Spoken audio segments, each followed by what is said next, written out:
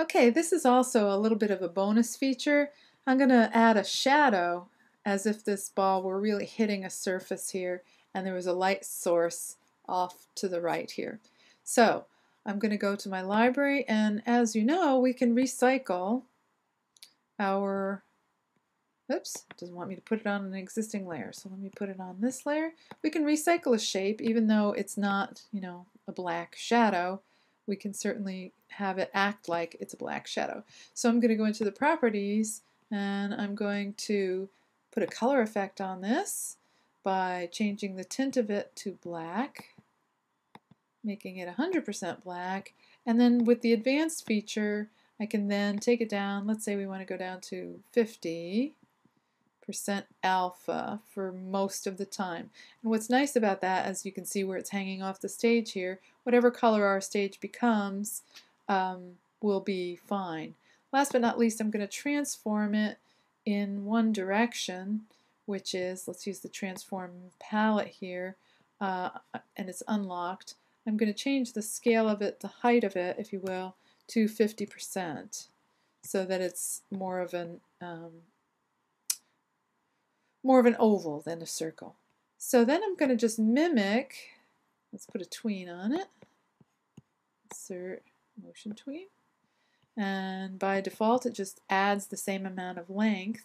So I'm going to, let's go out to where it ends, and I will take my lovely little ellipse and drag it so that it sits underneath my ball.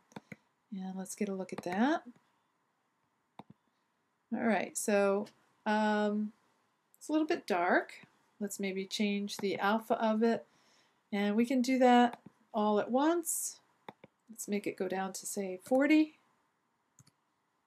So that'll be the maximum. Let's check it at the other end just to be certain that it's 40 all the way across.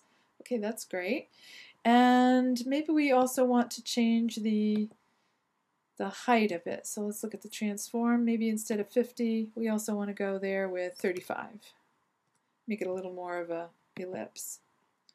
Okay, so what I want to do is come along and first set the points where it hits. I need to move my ellipse upward so that it hits at the same point. And I'm not worrying about that it's flying in at this point. That'll be fine.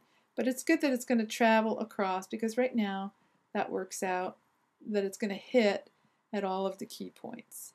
Okay, so other places where it's going to hit, it's there, it's right there. Let's option click right there. And we're going to insert a keyframe. We're going to insert a position keyframe. Okay, and let's keep going along here where it hits. Option click, insert a position keyframe. So what does that mean? Well, let's see if we can't get it to go in between when it's at its highest in the air. Let's insert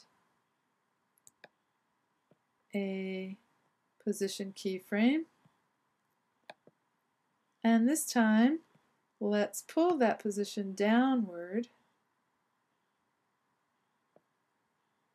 Let's go along again the next time it hits up in the air, peaks in the air. Let's set a option click or right click, insert a position keyframe, pull it down, maybe not as much. So we're sort of duplicating the bounce, but having it hit each time.